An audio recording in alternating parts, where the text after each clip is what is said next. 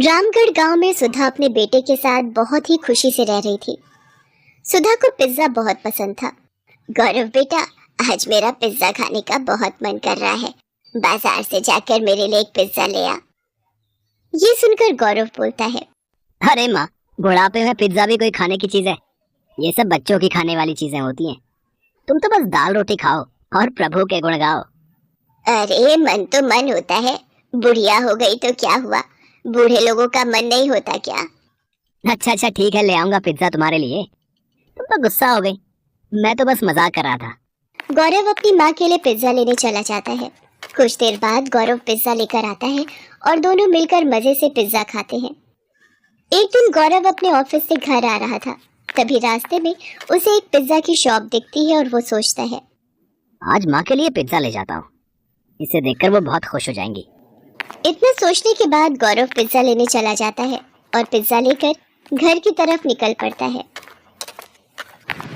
तभी रास्ते में एक कार से उसका एक्सीडेंट हो जाता है। बहुत देर हो जाने पर जब गौरव घर नहीं पहुंचता तो उसकी माँ चिंता में उसे फोन लगाती है, पर गौरव का फोन नहीं लगता। कुछ समय बाद सुधा को एक अनजान नंबर से फोन आता है और गौरव के मरने की खबर मिलती है। ये खबर सुनते ही सुधा के पैरों तले जमीन खिसक जाती है और वो फूट फूट कर रोने लगी और कहती है,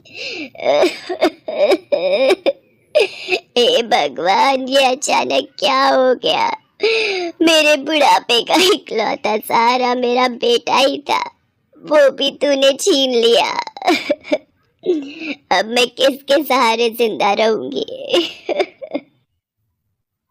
उसकी यह हालत देख पड़ोसी उसे सांत्वना देकर चले जाते हैं। सुधा अपने बेटे की चिता को जला देती है। अब वो बिल्कुल अकेली हो जाती है। वो गौरव की बातों को याद करके रोती रहती थी। बेटे के मर जाने के बाद सुधा के घर की हालत बिगड़ने लगी थी। उसके पास खाने के लिए कुछ नहीं बचा था। वो खाने के लिए पड़ोसियों के घर मांगने जाती है और बोलती है, बेटा मुझे कुछ खाने को दे दो, बहुत भूख लग रही है।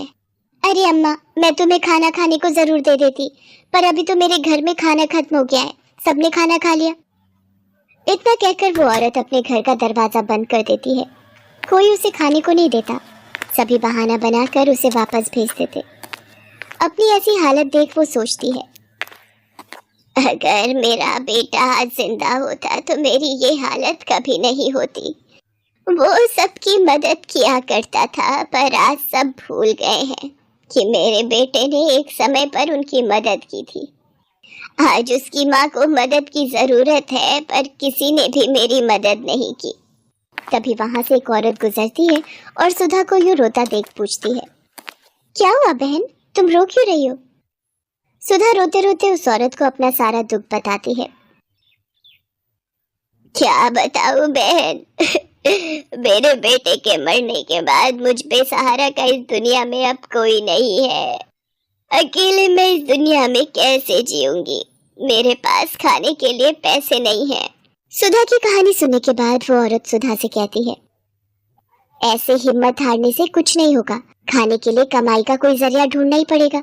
आजकल तो खाने पीने की इतनी सारी चीजें आ गई हैं और उन्हें बनाना भी आसान हो गया है। जो भी तुम्हें पसंद हो, जो भी तुम्हें आता हो, उसे बनाकर बेचने लगो।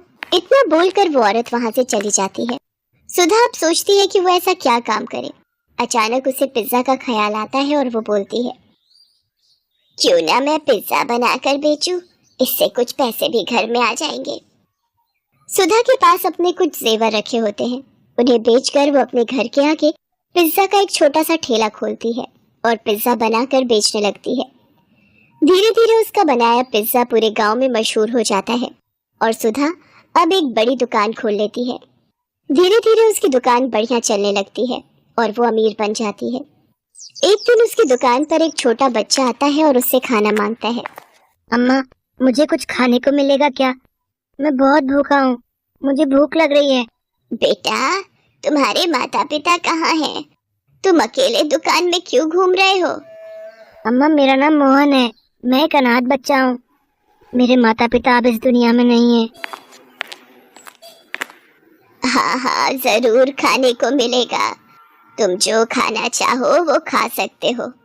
तुम चिंता मत करो, आज से तुम्हारा ख्याल मैं रखूंगी। ये कहकर सुधा मोहन को गले लगा लेती है और अपने साथ अपने घर ले जाती है। उसे उस बच्चे में अपना बेटा मोहन दिखता है।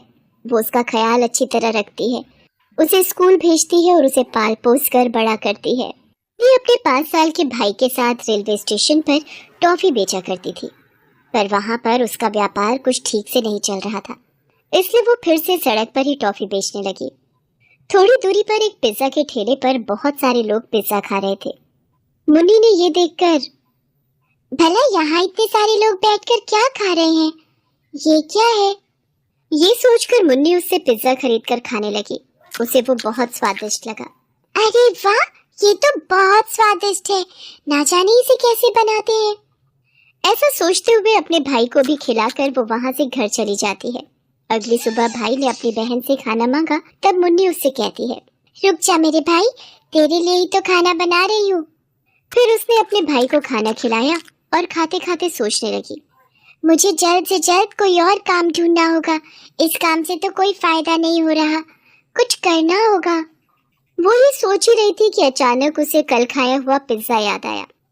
मुझे ये पता लगाना होगा कि वो कैसे बनाते हैं और मुझे खुद बनाना होगा।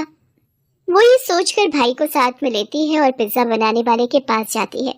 अंकल, आप ये पिज्जा कैसे बनाते हो, मुझे बताओगे आप? अगर मेरी मदद करोगे तो मैं भी बनाकर बेचना चाहती हूँ। उसके ऐसा पूछने पर आदमी ने कहा, अच्छा, तो तुम मेरी बराबरी करना चाहती हो? सुबह सुबह दिमाग खराब करके रखा है, जाओ यहाँ से। उसने उसे फटकार कर दूर जाने को कहा। ऐसी बात नहीं है, एक बार मेरी बात तो सुनिए। वो ऐसा कह ही रही थी पर उसने धक्का मार दिया। इतने में वहां से गुजर रही एक औरत ने उसे देखा। अरे क्या हुआ, क्या हुआ बेटा, और आप इस तरह बच्चे को क्यों ढकेल रहे हैं? उसके पूछने पर उस आदमी ने सारी बातें उसे बता दी। तब उस औरत ने कहा, आप भी हद कर रहे हैं, वो लड़की अपना गुजारा करने के लिए आपसे मदद मांग रही है, पर आप छी। उस दुकानदार को डांट कर वो औरत उस लड़की को लेकर दूर कहीं जाती है और उससे कहती है, बेटा क्या तुम्हारे इस दुनिया में कोई नहीं है, और ये लड़का किसका है? ये मेरा भाई है, और हमारे माँ और बाबूजी का हाल ही में देहांत हो गया था, तब से हम दोनों ही रेलवे स्टेशन पर टॉफी बेचते हैं, पर मेरा व्यापार ठीक से नहीं चल रहा, नुकसान ही नुकसान हो रहा है, मेरी समझ में कुछ नहीं आ रहा है। बस कल मैंने ये देखा था, यहाँ बहुत लोग पिज्जा खा रहे थे, इसीलिए पिज्जा बनाने की विधि जान रही थी, पर वो मुझे डांट रहे हैं। ये कहकर वो रोने लगी। ओहो हो, ठीक है बेटा, चिंता मत करो, ये मोबाइल रख लो, इससे तुम जो चाहे सीख सकती हो। इसमें देखकर तुम पिज्जा बनाने की विधि जान लेना, फिर खुद का व्यापार शुरू कर सकती हो। इस पर मुन्नी ने हामी भरी। मुन्नी ने उस औरत के दिए हुए मोबाइल से पिज्जा बनाने की विधि अच्छे से सीख ली। मुन्नी ने घर पर पिज्जा बनाने की विधि शुरू की। पहले 4 बार पिज्जा ठीक से नहीं बना, बहुत ही बेस्वाद बना था, पर उसने हार नहीं मानी और कोशिश करती रही, तो 5वां पिज्जा बहुत अच्छा बन गया। मुन्नी बहुत खुश हो गई। सुन भाई, अब ये पिज्जा बहुत अच्छा बन गया, अगर ये पिज्जा का काम चल गया तो समझो अपनी जिंदगी सुधर गई। ये सोचकर उसने अगले ही दिन रेलवे स्टेशन पर जाकर पिज्जा बनाना शुरू कर दिया। ताजा ताजा स्वादिष्ट पिज्जा लीजिए, ताजा ताजा स्वादिष्ट पिज्जा लीजिए। इस तरह आवाज देकर वो लोगों को पिज्जा बेचने लगी। बहुत कम दाम में बेच रही थी, इसलिए कई लोग आकर पिज्जा खरीद रहे थे। बहुत ही कम समय में सारे पिज्जा बिक जाने की वजह से वो घर जल्दी लौटी। भगवान जी, आज मुझे पूरे 1000 रुपए का फायदा हुआ, हर दिन ऐसे ही मुझ पर अपनी कृपा करना। इस तरह हर रोज पिज्जा के जरिए बहुत पैसे कमाने लगी। कुछ ही दिनों में उसने रेलवे स्टेशन पर एक छोटी सी दुकान जमा ली, जहाँ पर वो पिज्जा का व्यापार कर रही थी। उसका पिज्जा का व्यापार दिन दुगनी रात चौगुनी हो रहा था। इन सब के पीछे उस औरत का हाथ था। ये सोचती हुई वो घर लौटी। अपने माता पिता की तस्वीर के सामने खड़े होकर उसने, माँ बाबूजी, आप दोनों के बिना हमारी जिंदगी एकदम दुर्बल हो गई है। आज हम 3 वक्त की रोटी खा पा रहे हैं, तो इन सब के पीछे उस औरत का हाथ है। उनका उपकार मैं कभी नहीं भूल सकती। जो जहाँ भी रहे खुश रहे, ऐसा आशीर्वाद आप उन्हें देते रहना, क्योंकि आपके बच्चों की खुशी का कारण वही है, और साथ ही साथ हमें भी आशीर्वाद दीजिए। इतने में पिज्जा का व्यापार करने वाला वो आदमी घर आ जाता है। ए लड़की, आज के बाद तू पिज्जा का व्यापार नहीं करेगी, और अगर ऐसा किया ना तो तुझे और तेरे भाई को मार दूंगा। क्यों भला? मैं आपकी बराबरी में ठेला थोड़ी लगाती हूँ। मैं तो रेलवे स्टेशन पर पिज्जा बेचती हूँ। तुमने वहाँ पर शुरू किया है, इसीलिए तो कोई मेरे पास से पिज्जा नहीं खरीद रहा है। इतने में मुन्नी की सहायता करने वाली वो औरत भी वहाँ पर आई। तुम ऐसा ही कुछ दुस्साहस करोगे, ये मैं जानती थी, इसीलिए मैं मुन्नी पर हमेशा नजर रख रही थी। तेरा कहा मैंने सब रिकॉर्ड कर लिया है, पुलिस को इसका सबूत दे दूंगी। अरे नहीं नहीं, ऐसा कुछ मत करना, मैं कुछ नहीं करूँगा। मैं जा रहा हूँ। ऐसा कहकर घबरा कर वो वहाँ से भाग गया। मुन्नी रोते हुए उस औरत के गले से लग जाती है। बेटा, तुम्हें घबराने की कोई जरूरत नहीं है। तुम्हें जब भी जरूरत हो मैं यहीं पास में रहती हूँ और सब ठीक हो जाएगा। मैं चाहती हूँ तुम्हारा बड़ा नाम हो। इस तरह उस औरत ने धीरज दिया। मुन्नी बहुत खुश हुई। जैसे उसने कहा था, सच में मुन्नी का बहुत अच्छा नाम हुआ। इतनी छोटी उम्र में पिज्जा का व्यापार करने वाली ये एक लड़की थी, इसलिए न्यूज में भी उसका नाम आ रहा था। मुन्नी इन सब से बहुत खुश हो रही थी। उसे आगे बढ़ता देख उस औरत को भी बहुत खुशी मिली। इस तरह मुन्नी को उसकी मेहनत का फल मिल